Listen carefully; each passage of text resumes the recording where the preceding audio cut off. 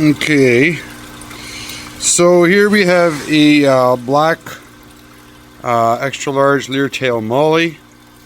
Um, so basically, I have no idea what happened to this girl. It is female. She doesn't look overly distended. I can't see anything externally that's telling me what made her die. Now, if you've seen my other videos, you know this is in like an aquaponics type system. So there's a lot of roots and stuff hanging down. Most of the time the fish are active enough you always can kind of get a glimpse of them as they go by. This one I kind of found hiding up in the roots just now. She doesn't seem overly stale, although she does have a stiff she's already stiffened up. So what I'm going to do is I'm going to get her opened up here and see if there's anything I can see. The other thing I am concerned about, real quick, if I can find her or I have to do that. There she is. If you can see that fish, she is fighting. She's got her, where'd she go? She's hiding behind a jar now. She's got her head down and she looks like she's struggling to swim. There she is. She seems very active and very healthy. That's only in the last day or so that she started that. Everybody else in the tank seems quite well. I had 90 babies born last night live, plus a bunch of others. So I'm going to see what I can figure out here. I'm going to try to get that girl maybe in this one trap here so I can keep a closer eye on her. If it's swim bladder disease is what they call it, I guess. There's an issue there that can develop, that can be cured with peas. The inside of frozen pea apparently will help on occasion. So I'm going to get her in there, the one that's swimming funny, and see if I can keep track of her, or at least keep the other guys from harassing her a little bit. Nice to have these trap areas where you can separate fish out without having to remove them from the water. I may do a partial water change on this tank to see if that makes any difference, although it hasn't been, I don't think it's been a whole week since I did a water change, and everybody else seems perfectly healthy. We've got very active males, we've got very active females, we've got females giving birth and then coming back to recover quite well. And so what I'm going to do is I'm going to open her up just to see. I do this with pretty well practically any animal that dies on my property. I have chickens and fish and what have you. I like to open them up just to see. I mean, I'm not a vet or an expert on anything, but sometimes if there's something I can see in there, you know, go on Google Pictures or whatever and see if I can find a match to something that doesn't appear correct to me. Once you've had enough animals open, you start to notice, say, organs that are incorrect. Or I know the one fish a while ago, they think she actually had a cancer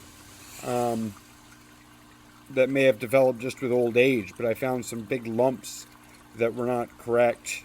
And the other thought I've had with even this girl here is maybe if she was an up-and-coming mother, I don't know her exact age because I can't identify when they all look so much alike.